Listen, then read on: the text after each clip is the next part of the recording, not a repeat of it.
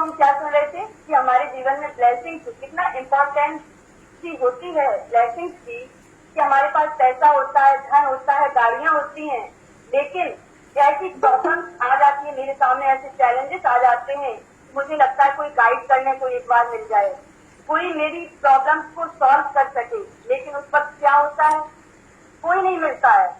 और कभी कभी आपने कई घरों में ऐसा देखा होगा जैसे कि पैसा नहीं है, धन नहीं है, गाड़ियां नहीं है, लेकिन उनके जीवन में कोई प्रॉब्लम आती है तो ऐसे फिनिश हो जाती है जैसे पता ही नहीं चलता कब खत्म हो गई, कब सॉल्व हो गई। क्यों? क्योंकि उनके जीवन में सबसे बड़ी पूंजी है वो दुआओं की पूंजी है। जब हमारे जीवन में दुआओं की पूंजी होती है तो हम बड़ी सी बड़ी समस्या का भी ऐसे समाधान कर लेते हैं जैसे थी ही नहीं। और जब हमारे जीवन में दुआओं की कमी होती है, उस पूंजी की कमी होती है, तो पैसा कितना भी हो, वो पैसा हमारी वो सिचुएशंस को, हमारी जो प्रॉब्लम्स आई है उसको सॉल्व नहीं कर सकता है। तो कहते हैं कि पैसा कमाइए, बहुत सारा कमाइए, लेकिन पैसों के साथ साथ दुआएं भी कमाइए। अब वो दुआएं, जैसे कि आपने देखा होगा कि आप या हम बचपन में जब झूला झूलते थे तो कितना आनंद आता था कि नहीं आता था? आवाज आ रही है सभी के पास क्लियर? जी। कितना आनंद लगता था हमें। और उसके बावजूद आप एक देखते हैं जब एक व्यक्ति कोई फांसी का झूला झूलता है तो उसको कितना कष्ट होता है। दोनों में फर्क है। ठीक ऐसे ही हमारे जीवन में जब दुआओं की पूंजी हमारे पास एकत्रित होती है तो हम जब अंत समय में होते हैं, मृत्यु उपरांत जब हमारा मृत्यु का समय नजदीक होता है, समक्ष होता है, उस वक्त अगर मेरे पास दुआओं की पूंजी है तो हम कितना खुशी खुशी से अपना पुराना शरीर छोड़ के और नया। लेकिन एक व्यक्ति जिसने दुआएं जीवन भर कमाई ही नहीं, पैसा कमाया, अच्छा पैसा कमाया, और जब उसके सामने मृत्यु आई तो कितना उस आत्मा को कष्ट होता है जब वो शरीर छोड़ती है, कितना परेशान होती है। कहीं कहती है यमदूत मेरे ये सामने आ गए, कहीं ये आ गए, मुझे परेशान कर रहे। तो ये क्या है? फिर हम कहते हैं कि बताओ, एक व्यक्ति था जिसने जीवन में कभी पैसा किसी को दान नहीं किया और उसकी मृत्यु इतनी अच्छी हुई, उसके पास पैसा था नहीं, उसने दान भी नहीं किया, फिर भी उसकी मृत्यु अच्छे से हो गई। तो पैसे से ही दुआएं नहीं कमाई जा सकती, ये भी है। आप लोगों को प्यार देके, सुख देके, प्यार के दो बोल बोल के अपने व्यवहार से भी दुआएं कमा सकते हैं। हर चीज पैसे से नहीं कमाई जा सकती है। हाँ, कुछ चीजें होती हैं जो पैसे से कमाई जा सकती हैं, लेकिन कुछ चीजें ऐसी भी होती हैं जो पैसे से कभी नहीं कमाई जा सकती हैं। और वो चीजें कौन सी हैं जो पैसे से नहीं कमाई जा सकती हैं? दुआ। भाई जी, कौन सी चीजें हैं ऐसी जो पैसे से नहीं कमाई जा सकती हैं? दुआ। और क्या है? दुआ को दुआ और अपनों का प्यार, दीदी, अपनों का प्यार, भरोसा। जी, प्यार, भरोसा, है ना? तो ये सब चीजें हैं। आनंद, जीवन की खुशी, आनंद, यस, जो कि हम पैसे से नहीं कमा सकते हैं। हैप्पीनेस, है ना? हैप्पीनेस हम पैसे से नहीं खरीद सकते हैं। कहीं दुकान पे आप जाएंगे और कहेंगे हमें हैप्पीनेस चाहिए, कहीं से मिलेगी क्या? नहीं मिलेगी। उसको हम कहाँ से कमाएंगे? दुआएं लेकर के। अब वो दुआएं हम कैसे लें? कहते हैं लाइफ में 3 चीजों की बहुत जरूरत होती है। पहला बैलेंस, आपके जीवन में बैलेंस कितना है। दूसरा ब्लेसिंग, और तीसरा ब्लेसिंग। आपने अपने जीवन में बैलेंस कहाँ कहाँ बनाया? क्योंकि बैलेंस भी 3 जगह से बनता है। बाबा जो कहता है, बाबा जो हमें सिखाता है, उसमें बाबा ने कहा बच्चे पहले जो पुरुषार्थ है स्वयं का बैलेंस रखिए। अपने आप को चेक कीजिए, क्या हमारी स्थिति बैलेंस में है?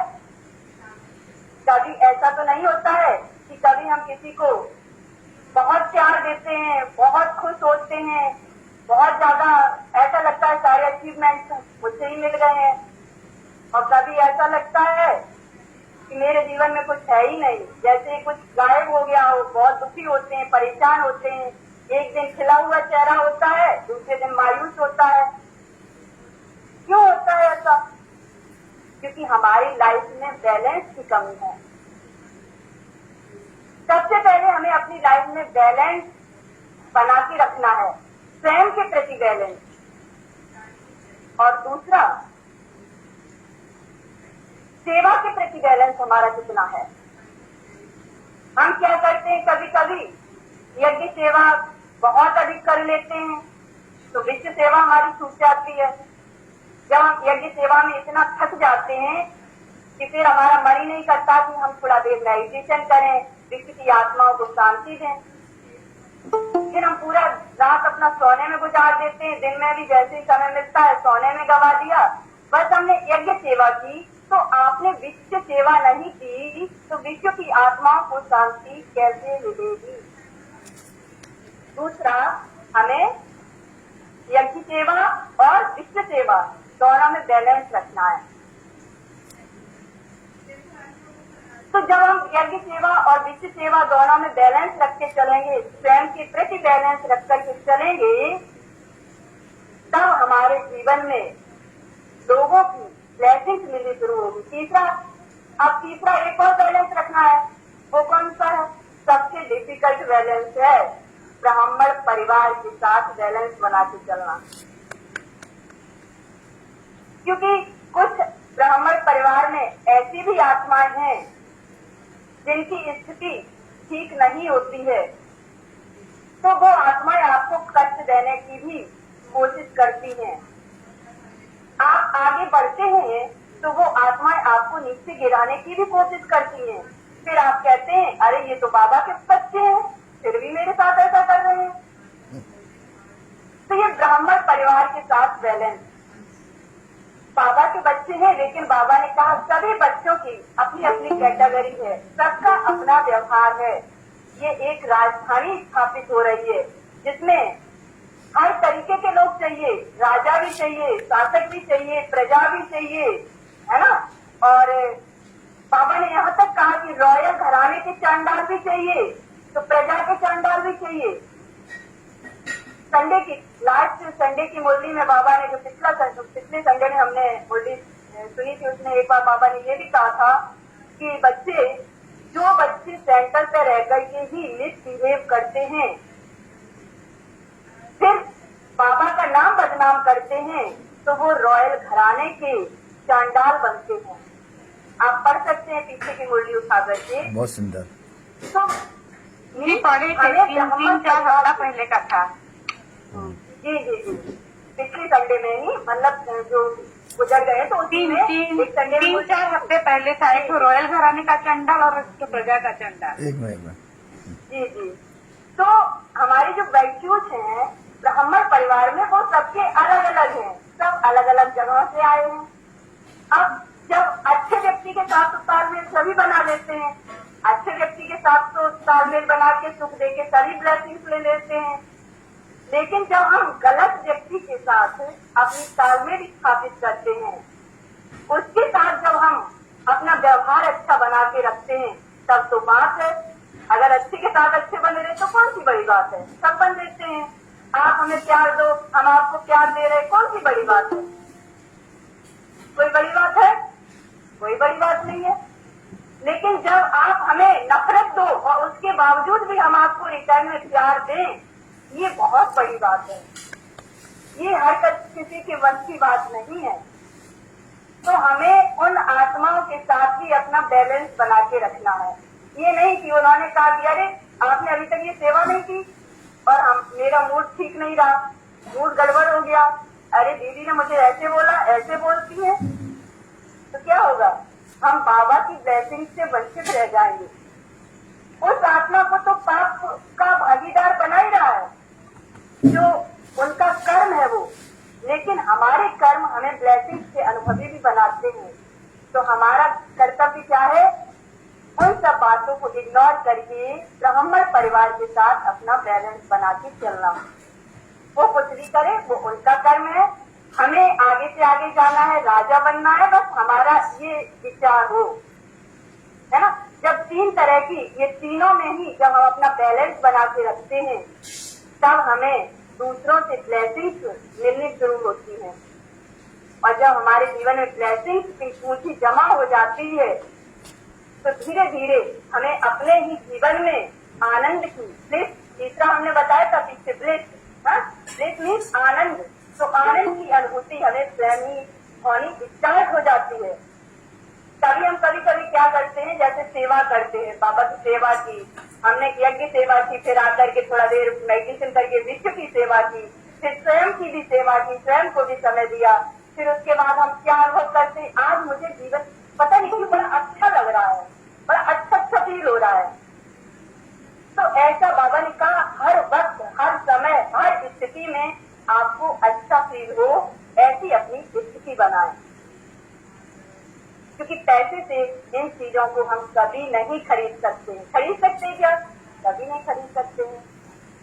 अब हमने क्या किया, हम किसी व्यक्ति के पास मिलने गए और मिलकर के अगर हमने अपने व्यवहार से उस आत्मा को कुछ, मान लो ऐसे शब्द कह दिए जो उस आत्मा को पसंद नहीं आए, तो वहां से हमें क्या होगा? क्या हमें दुआ मिलना उस आत्मा से शुरू होगी? अगर हमने उस आत्मा को कहा, नहीं तुम ये ठीक नहीं कर रहे हो, अच्छा नहीं कर रहे हो, आपने गुस्सा किया, गुस्सा करते हैं आप लोग, गुस्सा करते हैं कभी कभी। सपोज दैट आपने अपने बच्चे पे गुस्सा किया, अब गुस्सा किया आपने उस बच्चे को कुछ गलत कह दिया, उसके बाद क्या, आपने तो 1 सेकंड के लिए उसको बोला, फिर आपका तो बच्चा है, आप उतना ही प्यार करेंगे। लेकिन कभी कभी आजकल उस बच्चे के मन में ऐसा भी बैठ जाता है कि मेरी माँ ने मेरे से इस तरह से व्यवहार क्यों किया। और ऐसा भी होता है आजकल तो छोटी छोटी बातों में पेरेंट्स डांट देते हैं और बच्चे डिप्रेशन में चले जाते हैं। हम बच्चों के भले के लिए उन्हें डांट रहे हैं, लेकिन बच्चों को लग रहा है कि मेरी माँ ने मेरे साथ ऐसा क्यों किया, और उन्हें क्या हुआ, वो जीवन भर वही सोचते रहे। धीरे धीरे उनका आपसे मन भी हटने लगा। ये बहुत हो रहा है ऐसा आजकल। तो उस बच्चे को हमें क्या करना है, बहुत प्यार से बोलना है, नहीं तो क्या होगा, उस बच्चे की तरफ से आपको दुआओं की ठीक अपोजिट वाली चीज मिलने लगेगी। आप किसी भी व्यक्ति से मिलते हैं और उससे अगर गलत शब्दों का प्रयोग करते हैं, चाहे आप ऑफिस में हैं, चाहे बिजनेस में हैं, चाहे आप घर में हैं, अगर किसी से मिलते हैं और उस वक्त आपने थोड़ा सा भी गलत शब्दों का प्रयोग किया, आपने 1 सेकंड के लिए किया, उस व्यक्ति के मन में वो बात बैठ गई और वो क्या करेगा, आपको क्या भेजना शुरू करेगा, आपके बारे में अच्छा सोचेगा वो व्यक्ति, नेगेटिव वाइब्रेशन, अच्छा सोचेगा, नेगेटिव वाइब्रेशन सोचेगा। अब वो नेगेटिविटी मेरे पास आती है, अब हमने तो 1 सेकंड के लिए बोला, भूल गए, अब वो बच्चा कंटिन्यू वही, वो व्यक्ति कोई भी हो, कंटिन्यू मेरे बारे में वही सोच रहा है, इन्होंने मेरे लिए ऐसा क्यों बोला। अब वो हमें नेगेटिव वाइब्रेशन दे रहा है। अब क्या होगा, हमारे मन की स्थिति बिगड़ेगी। इसलिए कहते हैं हमेशा सोच समझ करके और प्रेम से बोलिए, अपने चरित्र और अपने व्यवहार पर विशेष फोकस रखिए। जब हम व्यवहार पर फोकस नहीं होते हैं तो हम हमसे बहुत ज्यादा परेशान हो जाते हैं, और घरों में इसीलिए स्थितियां बिगड़ रही हैं। क्योंकि बाबा ने लास्ट संडे की मुरली में उसके संकल्प के बारे में कहा था, बच्चे संकल्प बहुत सोच समझ के करने हैं। हम क्या करते हैं, कभी कभी तो बहुत अच्छा सोचते हैं और कभी कभी कहते हैं, बाबा से ही कहने लगते, बाबा हम क्या करें, हम तो उस व्यक्ति के बारे में अच्छा सोच रहे थे, अच्छा सोचना चाह रहे थे, लेकिन हमसे ऐसे हो गया। इसका मतलब हमारी स्थिति अभी मजबूत नहीं है, हमारी आत्मा की शक्ति घट गई है।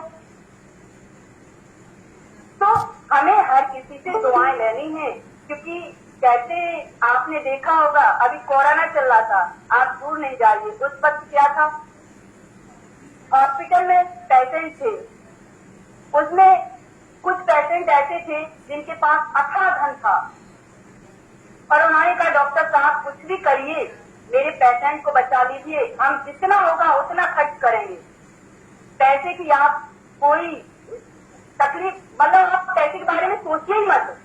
लेकिन क्या हुआ, डॉक्टर ने कहा आई एम सॉरी, हम कुछ कर ही नहीं सकते। और एक पेशेंट ऐसा भी था जो झुग्गी झोपड़ी में रहने वाला था, वो भी उसी हॉस्पिटल में पहुंचा और उसको पता नहीं कहां से, उसके पास धन नहीं था लेकिन वो बच सकता था। उसके पास न जाने कहां से लोग आ गए, उन्होंने मदद कर दी और वो व्यक्ति बच गया। तो ये क्या था, उस व्यक्ति ने धन नहीं कमाया था लेकिन उसने दुआएं कमाई थी, दुआ रूपी जो पूंजी थी उसने उसके जीवन को बचा लिया। तो ऐसे ही हमें अपने जीवन में क्या करना है, जैसे हम देखते हैं एक फैन चलता है, पंखा चलता है घर में और उस फैन में पहले वो एक राउंड लेता है फैन। जब वो एक राउंड लेता है तो क्या उसमें एक राउंड में ही आपके कमरे में, आपके रूम में ठंडक हो सकती है? नहीं हो सकती है। ठंडक कब होगी? जब पूरी जब वो राउंड कई राउंड देगा, कई राउंड देगा, Yes. उसके बाद जाके कहीं आपके रूम में ठंडक होगी। ठीक ऐसे ही हम एक दिन किसी के बारे में अच्छा सोच ले बैठ के, एक दिन हम विश्व सेवा कर ले बैठ के, सब आत्माओं को शांति सुख दे दे बैठ के, और दूसरे दिन याद भी न रखें, क्या उन आत्माओं तक वो सुख और शांति पहुंचेगी? और जब नहीं पहुंचेगी तो क्या उन आत्माओं को हमें ब्लेसिंग्स मिलेंगी? नहीं मिलेंगी। तो हमें क्या करना है, हमें उन आत्माओं तक ब्लेसिंग्स भेजनी भी है और उनसे लेनी भी है। उसके लिए हमें उस पंखे की तरह बराबर कंटिन्यू अपनी दुआओं को सेंड करना है उन आत्माओं तक, सुख शांति को सेंड करना है। जो हम देंगे इस हाथ से वही हमें इस हाथ से मिलेगा। अगर हम आप लोगों को प्यार देंगे तो आपको प्यार मिलेगा, अगर आप लोगों को शांति देंगे तो आपको शांति मिलेगी। आप सोचे कि हम दें ही ना और हमें मिल जाए, मिल सकता है? ये सारा आप देखते हैं ना कि कोई व्यक्ति बहुत दुखी है, कोई व्यक्ति बहुत सुखी है, तो हम क्या कहते हैं, परमात्मा ने उसके साथ बहुत गलत किया, ऐसा नहीं करना चाहिए था उसको। और किसी के जीवन में बहुत अच्छा हो जाता है तो क्या कहते हैं, अरे इनके जीवन में तो मिरेकल हो गया। ना तो परमात्मा किसी के साथ बुरा करता है और ना ही किसी के जीवन में मिरेकल होता है। सारा खेल कर्मों का है। कर्मा से ही हम दुआ रूपी पूंजी को जमा करते हैं और वो दुआएं ही हमारे जीवन में सब कुछ अच्छा अच्छा करती है। और जब हम उस पूंजी को नहीं इकट्ठा कर पाते हैं, नहीं सजो पाते हैं, तो हमारे साथ गलत होने लगता है। इसीलिए कहते हैं किसी को भी भूल से भी, गलती से भी कभी कष्ट मत दो। क्योंकि आपने एक महाभारत में एक कहानी पढ़ी होगी, भीष्म पितामह की, कांटों की सैया पर श्री कृष्ण सामने खड़े हुए थे। तो भीष्म पितामह जी श्री कृष्ण से एक प्रश्न करते हैं कि प्रभु मैंने ऐसा क्या किया जो मुझे कांटों की सैया पर लेटना पड़ा? तो श्री कृष्ण कहते हैं कि आप अपने जन्मों में जाइए और देखिए आपने किस जन्म में क्या किया। उन्होंने कहा इस जन्म में तो मैंने कुछ बुरा किया ही नहीं किसी का, तो आप पिछले जन्म में जाइए। उन्होंने कहा मैंने 20 जन्म देख लिए हैं, मैंने 20 जन्म तक कभी किसी का बुरा नहीं किया, फिर हमें किसकी सजा मिल रही है? तो श्री कृष्ण ने कहा कि आप एक जन्म और पीछे जाइए। तो जब वो 21वें जन्म में पहुंचे तो उन्होंने क्या देखा कि वो एक बहुत बड़े राजा थे और वो अपने रथ में बैठ करके कहीं जा रहे थे। रास्ते में उनके ऊपर से एक चील निकली और उस चील के मुंह में सांप था। सडनली उस चील ने उनके ऊपर ही वो सांप छोड़ दिया और वो निकल गई।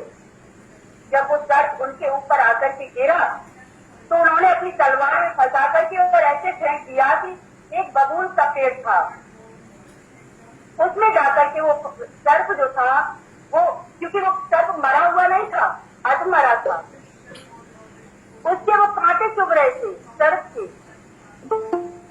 अब उनको तो ये पता था कि ये मरा हुआ है, बोले तो पता ही नहीं था कि ये अधमरा है साहब। आधा मरा आधा जिंदा है। उन्होंने तो फेंक दिया था, लेकिन जब उससे फेंका तो उस सर्प ने उन्हें बददुआ दी। दुआ के ठीक अपोजिट उन्होंने उस सर्प ने उनके लिए काम किया कि जिस तरीके से आज मेरे कांटे चुभ रहे उसी तरह से तुम्हारे भी एक दिन कांटे चुभेंगे और तुम्हारा भी दर्द कोई सुनने वाला नहीं होगा। उसी का परिणाम इतने जन्मों के बाद आकर के 21वें जन्म में बीज पितामह के रूप में जब वो कांटों की सैया पर लेटे तब उन्हें वो दुख अनुभव हुआ। तब उन कर्मों ने कहां से पीछा करना शुरू किया और कहां आकर के। इसलिए कहते हैं हमेशा जीवन में दुआएं कमाइए, भूल से भी गलती से भी कभी किसी का गलत मत कीजिए, क्योंकि कर्मों का हिसाब किताब जो कर्म दंड है वो बहुत समय तक पीछे चलता है, हमारे सहज पीछा नहीं छोड़ता है। इसीलिए कर्म बहुत सोच समझ के, क्योंकि किसी से भी मिले हम हमारे व्यवहार से लोगों को सुख पहुंचे, शांति पहुंचे। बाबा हमेशा कहता है संकल्प में भी किसी के प्रति कुछ गलत मत सोचिए, क्योंकि हमारी जो वाइब्रेशन है प्रैक्टिकल करिए। हम आपको प्रैक्टिकल करके बता रहे हैं कि हमारे वाइब्रेशन इतने पावरफुल होते हैं कि हम जैसा सोचते हैं हमारे आसपास का माहौल वैसा ही बनने लगता है। जिस व्यक्ति के प्रति हम जैसा सोचते हैं उस व्यक्ति के पास तक वो हमारे संकल्प पहुंचते हैं। तो कोई मिरेकल नहीं है, हमारे कर्मों का परिणाम है, रिजल्ट होता है। जैसे हम बिजनेस करते हैं, बिजनेस में क्या करते हैं? इन्वेस्टमेंट, रिटर्न, ट्रांजेक्शन, यही तो करते हैं जो लोग बिजनेस करते हैं। अब जो व्यक्ति बिजनेस कर रहा है और उसमें वो इन्वेस्टमेंट पहले ही कहेगा भाई इस काम को हम शुरू करें, इसमें इन्वेस्टमेंट क्या है, इसका रिटर्न हमें क्या मिलेगा, यही तो करता है। ऐसे ही वो बिजनेस भी हम करें, लेकिन उस बिजनेस को करने के लिए भी हमें ब्लेसिंग चाहिए। हमें, क्योंकि अगर हमें ब्लेसिंग्स नहीं होंगी, हमारे पास आत्मशक्ति नहीं होगी, तो हम उसमें भी फेल हो सकते हैं। ऐसे ही हमारे कर्मों का इन्वेस्टमेंट है, इसमें आप जितना अच्छा करेंगे उसका आपको रिटर्न मिलेगा। आप अगर गलत भी करेंगे ना तब भी आपको रिटर्न मिलेगा उसका। जो कर्मों का इन्वेस्टमेंट है वो करना सीखिए, क्योंकि जो आप कुछ भी देते हैं किसी को, 1 रुपया भी देते हैं तो उसमें ये सोचते हैं कि इसमें हमें फायदा कितना होगा। ऐसे ही अगर आप किसी को एक बात गलत बोलते हैं तो आपको ये सोचना पड़ता है इसमें से हमें क्या क्या मिलना है, क्योंकि जो आप दे रहे हैं वही आपके पास आएगा, वापस रिटर्न मिलेगा। तो इस इन्वेस्टमेंट को करने के लिए कहते हैं अच्छे कर्मों का, दुआओं का इन्वेस्टमेंट करो, क्योंकि दुआओं की इन्वेस्टमेंट आपको जो बिजनेस की इन्वेस्टमेंट है उसमें भी हेल्प करेगी, आपको ताकत देगी। तो कहते हैं कर्म बहुत सोच समझ के करने हैं। जैसे कि हम आपको एक स्टोरी सुनाते हैं कि किस तरीके से हमें कर्म करने हैं और उसका परिणाम कैसे मिलता है। आपने शायद सुनी भी होगी, एक बार एक शंकर जी और पार्वती जी जब जा रहे थे घूमने, जंगल की ओर गए तो उन्होंने देखा कि बीच में एक नदी है और उस नदी में कई सारे बच्चे एक साथ नहा रहे हैं, लेकिन एक बच्चा है जो एक कॉर्नर में बैठा हुआ है। वो चाहता है हम भी नहाए, लेकिन नहा नहीं पाता है, नहा ही नहीं सकता। क्यों? क्योंकि उसके पैर नहीं है। पार्वती जी ने जब ये देखा तो पार्वती जी ने शंकर जी से प्रश्न किया कि स्वामी ऐसा क्या है इस बच्चे में जो ये बच्चा नहा नहीं पा रहा है, सबके साथ एंजॉय नहीं कर पा रहा है, ये बच्चे अकेले ही एंजॉय कर रहे हैं। तो शंकर जी कहते हैं पार्वती जी आप इन चक्रों में मत पड़िए, आप जो कर रही हैं वो करिए और यहाँ से निकलिए। पार्वती जी जिद कर गई, नहीं स्वामी जी पहले हमें बताइए क्या कारण है, क्या रीजन है जो ये बच्चा नहा नहीं पा रहा है। तो उन्होंने कहा इस बच्चे के पैर नहीं है।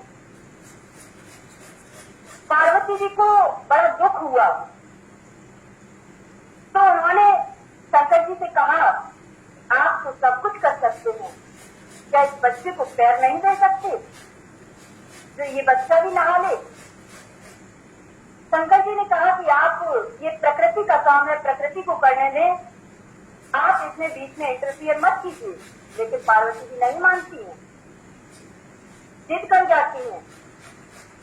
जब जिद कर जाती है कि नहीं आप इनको पैर दीजिए, तो फिर वो शंकर जी को मजबूरी बस उस बच्चे को पैर देने पड़ते हैं। जब उस बच्चे को पैर मिल जाते हैं और वो वहां से निकल जाते हैं, तो जब घूम के पूरा फिर पार्वती जी वापस आती हैं, तो शंकर जी से फिर कहती हैं कि अब हम लोग उसी नदी से चलें, एक बार उस बच्चे को भी देख लेंगे। वो बच्चा बहुत खुश होगा, सारे बच्चों के साथ नहा रहा होगा, खेल रहा होगा। शंकर जी ने कहा ठीक है। दोनों लोग उस नदी के पास आते हैं, तो ठीक अपोजिट देखते हैं। वो सारे बच्चे डर की वजह से एक कॉर्नर में बैठे हुए हैं और वो बच्चा अकेले ही उस नदी में नहा रहा है। पार्वती जी के मन में फिर से एक प्रश्न उठता है कि अब क्या बात है, जो ये बच्चे सारे एक कॉर्नर में बैठे हुए हैं और ये बच्चा अकेले नहा रहा है, अब इसका क्या सीक्रेट है? शंकर जी ने कहा मैंने आपसे पहले ही मना किया था कि आप प्रकृति के कार्यों पर सवाल मत खड़े करिए, प्रश्न मत खड़े करिए, लेकिन आप मानी नहीं। तो जब वो फिर जिद करने लगी कि नहीं मुझे जानना है कि आखिरकार ये बच्चे क्यों सब साइड में बैठे हुए हैं, तो शंकर जी कहते हैं कि जाइए और आप इन बच्चों से पूछ लीजिए एक बार कि बच्चे क्यों साइड से बैठे हुए हैं। पार्वती जी उन बच्चों के पास जाती हैं और पूछती हैं, तो वो बच्चे क्या कहते हैं पता है आपको? बच्चों का जवाब होता है कि हम सब नहा रहे थे, जैसे ही इस बच्चे को पैर दिए गए, ये हमें डुबोने का काम करने लगा, उसकी डर की वजह से हम साइड से बैठे हुए हैं।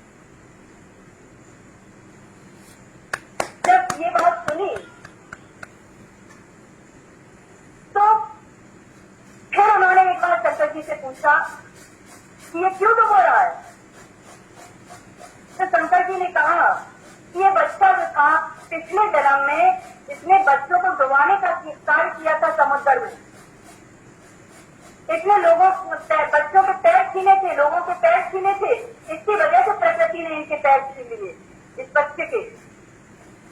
और जैसे ही इस बच्चे को हाथ पैर मिले, वैसे ये फिर से वही काम करने लगा जो पहले कर रहा था, इसीलिए इसके प्रकृति ने छीने थे। और हम आपसे कह रहे थे प्रकृति के बीच में मत जाइए, लेकिन आप मान नहीं रही थी। तो प्रकृति हम क्या देखते हैं, हम कभी कभी देखते हैं मार्केट से निकलते हैं, कहीं से निकलते हैं कि किसी व्यक्ति के पैर नहीं होते हैं, हाथ में कटोरा होता है, हमें बहुत दुख होता है। हम कहते हैं आखिरकार इसने क्या बिगाड़ा था जो भगवान ने इसके साथ इतना गलत किया। हम भगवान को दोषी ठहरा देते हैं। तो उस व्यक्ति ने क्या किया होगा? उसने पिछले जन्म में जरूर किसी के पैर छीने होंगे, इसलिए इस बार प्रकृति ने पैर छीने, भगवान ने नहीं छीने। भगवान तो हमारा पिता है, और पिता बच्चे कितना भी गलत करते हो फिर भी उन्हें पनिशमेंट नहीं दे सकता है।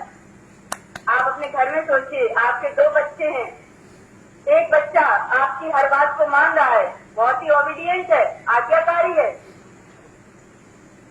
तो आप क्या करेंगे? और एक बच्चा आपकी बात को नहीं मान रहा है, तो आप क्या करेंगे? जो बच्चा आज्ञाकारी है उसको आप ज्यादा दे देंगे, और जो बात नहीं मान रहा उसको कम देंगे। क्या करेंगे? प्रॉपर्टी में दोनों बच्चों को बराबरी का हिस्सेदार बनाएंगे। उसके बच्चों के लिए जो गलत कर रहा है उसके बच्चों के बारे में भी सोचेंगे कि इसने तो गलत किया, अब इसके बच्चे कैसे पढ़ेंगे, कैसे आगे बढ़ेंगे, तो हमें इसके साथ और ज्यादा करना है, आप ये सोचेंगे। ऐसे ही वो भगवान हमारा पिता है, अगर हम गलत भी करते हैं तब भी वो हमें दंड नहीं देगा। वो यही कहेगा बच्चे किसी भी तरीके से सही रास्ते पर आ जाओ, यही प्रयास करेगा। लेकिन प्रकृति और कर्म दंड हमें कभी माफ नहीं करता है। हम अपने बच्चे के लिए कितना भी प्रयास करें कि ये IAS बन जाए, और एक बच्चा हमारा IAS बन जाता है और एक तरफा पे काम करने लायक भी नहीं है। क्या हमने दोनों बच्चों को बराबरी की शिक्षा नहीं दी थी? क्या दोनों बच्चों को बराबरी के संस्कार नहीं दिए थे? लेकिन एक बच्चा गलत रास्ते पर चला गया, एक बच्चा सही रास्ते पर चला गया। क्यों? वो उनका कर्म दंड है। हमने पूरा प्रयास किया कि दोनों बच्चे हमारे IAS बने, लेकिन एक बच्चा गलत रास्ते पे चला गया, एक सही रास्ते पे चला गया। ये उनके द्वारा प्राप्त की गई दुआएं हैं, उनके कर्म हैं, क्योंकि कर्म दंड कभी भी हमारा पीछा नहीं छोड़ता है। तो ऐसे ही वो परमात्मा हमारा पिता है, वो हमें दंड नहीं देता है, हमें दंड हमारे कर्म देते हैं। इसीलिए आपने देखा होगा, एक बच्चा फुटपाथ पर जन्म लेता है, उसके मुंह में पानी तक नहीं होता है, और एक बच्चा महलों में जन्म लेता है और उसके मुंह में सोने की चम्मच से दूध जाता है। क्या फर्क है? आखिरकार उस बच्चे ने पैदा होते ही ऐसे कौन से कर्म कर लिए जो उसको फुटपाथ पर जन्म मिला, और उस बच्चे ने ऐसे कौन से कर्म कर लिए जो उसको महलों में जन्म मिला, जन्म होते ही। अब भगवान इतना निर्दयी है क्या जो एक बच्चे को फुटपाथ पर दे रहा, दूसरे को महल में दे रहा है? हमारे कर्म है, हमारे द्वारा प्राप्त की गई इस जन्म की दुआएं कई जन्मों तक हमारा साथ देती हैं, जन्म जन्म तक देती हैं। इसीलिए बाबा कहता है कि इस जन्म में अगर आप हॉस्पिटल खुलवाते हैं तो अगले जन्म में आपको अच्छा स्वास्थ्य मिलता है। अगर इस जन्म में आप कॉलेज खुलवाते हैं, यूनिवर्सिटी खुलवाते हैं, आपको अगले जन्म में अच्छी शिक्षा प्राप्त होती है। जो कर्म है हमारे नित्य प्रति हमारे साथ चलते हैं। तो इसलिए कहते हैं दुआएं बहुत अधिक कमाइए, भले ही आप पैसा न कमा पाए कोई बात नहीं, क्योंकि जो फुटपाथ पर रह रहे हैं वो भी रात को चैन की नींद सोते हैं, उनके पास पैसा जरूर नहीं है लेकिन टेंशन नहीं है, हजार सुख की नींद सो रहे हैं। लेकिन जो महलों में सो रहे हैं उनके पास अथाह पैसा है, उन्हें रात रात भर नींद नहीं आती है, डिप्रेशन में बढ़ रहे हैं। हम कहते हैं हम पैसा सेव कर रहे हैं, पैसा हमारा सेव होगा, अगर हमारे पास पैसा होगा तो बीमारियां आएंगी तो हम कम से कम इलाज तो करा लेंगे। अरे जब आपके पास पैसा होगा, आपने ये सोच लिया तो आपके पास बीमारियों का आना स्वतः सीधा सा है, वो तो आएंगी, क्योंकि आपने बुलाया है बीमारियों को कि हम पैसा कमा लेंगे तो हमारे पास बीमारियां आएंगी तो हम कम से कम इलाज तो करा लेंगे। तो जैसे ही पैसा आता है बीमारियां साथ में चली आती है। इसीलिए आपने देखा होगा पैसे वाले बड़े बड़े घरों में लोग पड़े हुए हैं, रोगी है अधिकतर, क्योंकि वो बुला रहे हैं बीमारियों को, बीमारियां आ नहीं रही हैं। उन्होंने पहले ही अकाउंट अपना पूरा सुरक्षित करके रखा हुआ है कि इतना अकाउंट अगर बीमारियां आएंगी तो हम उसमें लगा देंगे। अरे आप दुआएं कमाइए, हो सकता है कि वो बीमारियां, आपके पास पैसा नहीं है तो आपके पास बीमारियां भी नहीं आए। आप ऐसा सोचिए कि हमारे पास कभी बीमारी आए ही नहीं जो हमें कभी पैसे की जरूरत पड़े। क्या फुटपाथ पर रहने वाले लोग कभी बीमार नहीं होते? आपने देखा कभी जो मेहनत करते हैं, खेतों में काम करते हैं, उनको बीमार होते हुए बेड पकड़े हुए डॉक्टर ने उन्हें कभी बेड रेस्ट बताया? बड़े घरों के ही लोगों को डॉक्टर रोज बेड रेस्ट क्यों दे रहा है, 7 साल 2-2 साल का? कभी उन गरीबों को, किसानों को, खेतों में काम करने वाले मजदूरों को, फुटपाथ पर रहने वालों को डॉक्टर क्यों नहीं कहता है कि आप बेड रेस्ट कीजिए? क्यों नहीं कहता है? और वो करेंगे तो कहाँ करेंगे, और जब बेड रेस्ट करेंगे तो वो खाएंगे क्या?